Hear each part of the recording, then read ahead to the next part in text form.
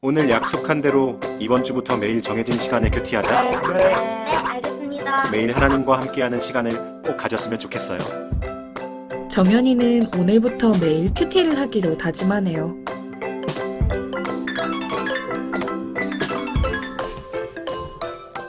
시간 맞춰 매일 큐티를 하고 있는 정연이.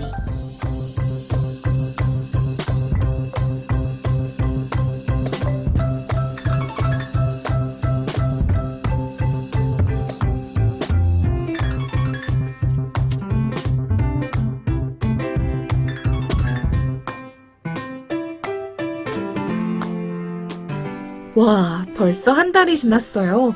이제 몸에 배었나 봐요.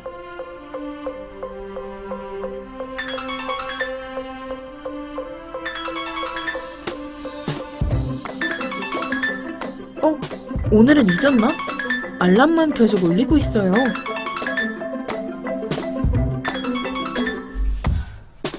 아, 어머니를 돕다가 늦었나 보네요.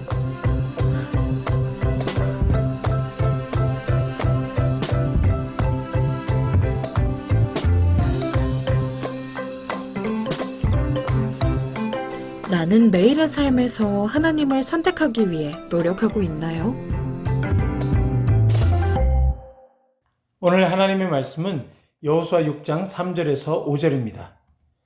너희 모든 군사는 그 성을 둘러 성 주위를 매일 한 번씩 돌되 엿새 동안을 그리하라. 제사장 7은 7 양각 나팔을 잡고 언약궤 앞에서 나아갈 것이요. 7째 날에는 그 성을 7번 돌며 그 제사장들은 나팔을 불 것이며 제사장들이 양각 나팔을 길게 불어 그 나팔 소리가 너희에게 들릴 때에는 백성은 다 큰 소리로 외쳐 부를 것이라. 그리하면 그 성벽이 무너져 내리리니 백성은 각기 앞으로 올라갈지니라 하시매. 아멘. 오늘 첫 번째 키워드는 첫 번째 전투입니다. 여호수아와 이스라엘 백성은 요단강을 건너 가나안 땅에 들어갔습니다. 하지만 그들을 기다리고 있던 것은 여리고성이었죠. 여리고성은 가나안 땅을 정복하기 위해서 넘어야 할 첫 번째 관문이자 전투였습니다.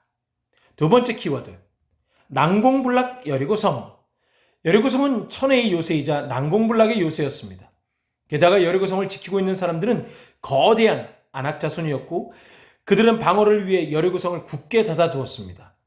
이스라엘 백성은 성을 공략하기 위한 군사훈련을 받은 것도 아니고 무기를 갖추지도 않았죠. 이스라엘이 여리고성을 함락하는 일은 참으로 불가능해 보이는 상황입니다. 세 번째 키워드, 바로 전략입니다. 고대 근동에서 성을 함락하는 방법은 다음과 같이 5가지입니다. 성벽을 타고 넘어가는 방법, 성문이나 성벽에 구멍을 내서 뚫는 방법, 성벽 밑에 구멍을 뚫는 방법, 포위에서 무너뜨리는 방법, 군사적 우세를 활용하여 힘으로 함락하는 방법이죠. 하지만 여호수아 6장은 이러한 군사적 전략을 전혀 담아내고 있지 않습니다. 하나님이 여호수아와 이스라엘에게 명령하신 전략은 언약궤와 함께 매일 한 번씩 6일 동안 여리고성 주위를 돌고 마지막 날에는 7바퀴를 돌고 양각 나팔 소리와 함께 백성 큰 소리로 외치는 방법이었죠. 네 번째 키워드, 바로 말씀 순종입니다. 여호수아와 이스라엘 백성 입장에서 하나님의 말씀을 순종하기는 매우 어려운 일이었습니다. 전적인 믿음과 신뢰가 없다면 하나님의 말씀하신 전략은 비상식적인 일이기 때문이죠. 군사적으로, 신체적으로 우위에 있는 여리고성 사람들이 성문을 열고 나온다면 이스라엘 백성은 전멸할지도 모르는 상황이었습니다. 하지만 이스라엘 백성은 하나님의 명령을 신뢰하며 말씀을 따라 순종했죠. 자, 사랑하는 친구 여러분, 세상이 보기에 이 전략이 어떻다고 생각합니까? 전투에 나갔는데 전투는 하지 않고 성만 돌고 있는 이들, 세상에 보기에 참으로 어리석고 참으로 미련해 보일 것입니다. 자, 그렇다면 과연 믿는 내가 보기에는 어떠합니까? 여전히 이들 마음이 느껴지지 않습니까? 이해는 되지 않고 어리둥절을 했을 것입니다. 하지만 하나님의 말씀이었기에 한번 따라서 돌았던 것일 수도 있습니다.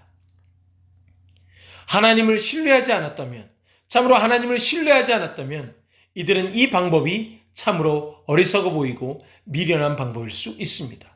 세상이 보기에, 내가 보기에 참으로 이해할 수 없고 때로는 어리석어 보이기까지 하는 방법이죠. 자, 우리가 살아가는 세상도 마찬가지입니다. 오늘 하루를 살 때 하나님의 말씀에 순종하는 것이 세상이 보기에 참으로 어떤 의미가 있습니까? 세상이 볼 때 우리 한 사람이 하나님의 말씀에 순종하는 것, 참으로 그것은 미련하고 어리석어 보일 수도 있습니다. 최첨단의 세상을 살고 있는 이 시대에 하나님의 말씀은 과거의 말씀이고 과거의 사람들이나 따라가는 말씀이지 현대 사람들에게는 필요 없는 말씀 정도로 생각할 수도 있습니다. 그래서 하나님을 믿는다고 하면, 하나님의 말씀을 따른다고 하면 참으로 어리석게 보고 미련하게 보는 것입니다. 그렇게 세상에 눈이 들어올 때 내가 보기에 하나님의 말씀을 따르는 나도 참으로 답답해 보일 때도 있습니다. 아픔 보이지 않는데 하나님의 말씀에 순종하는 내 자신이 때로는 앞이 어두워 보이듯이 내 마음도 어두워 보일 때도 있습니다. 하지만 그 상황 속에서도 이스라엘 백성들이 말씀을 따랐고 그러게 결국 7일째 가서 하나님의 그 말씀대로 놀라운 능력과 역사가 나타나 여리고성이 무너지고 그 여리고성을 하나님의 말씀대로 정복할 수 있었던 것입니다. 우리는 바로 이 세상을 살아가면서 하루하루 살아가면서 마찬가지로 세상이 보기에 때로는 내가 보기에 이해하지 못하고 세상이 보기에 어리석고 미련해 보일지라도 오늘도 여전히 살아계시는 그 하나님의 말씀을 따라가려고 할 때 결국 하나님께서는 나를 통해서 하나님의 일을 이루어 가시고 나를 통해서 하나님의 백성임을 증거하시고 나를 통해서 하나님의 놀라운 일들을 보게 하실 것입니다. 사랑하는 중고등부 친구 여러분, 하나님의 말씀을 끝까지 따라가는 저와 여러분 되기를 간절히 소망합니다. 기도하겠습니다. 살아계신 주님 감사합니다. 주님, 세상이 우리를 미련하게 보아도 세상이 하나님을 믿고 예배하고 말씀을 따라가는 우리를 미련하고 어리석게 보아도 주님 끝까지 주님 붙잡고 나아가 결국 하나님이 살아계시다는 증거를 나를 통해 증거될 수 있도록 인도하여 주시옵소서. 주께서 우리 고3 친구들을 붙잡아 주시고 성령께서 인도하여 주시옵소서. 이 코로나 사태 속에서 건강하게 하시고 안전하게 하시고 매일의 삶의 기도와 예배가 회복되게 하여 주옵소서. 살아계신 예수 그리스도의 이름으로 기도드리옵나이다. 아멘.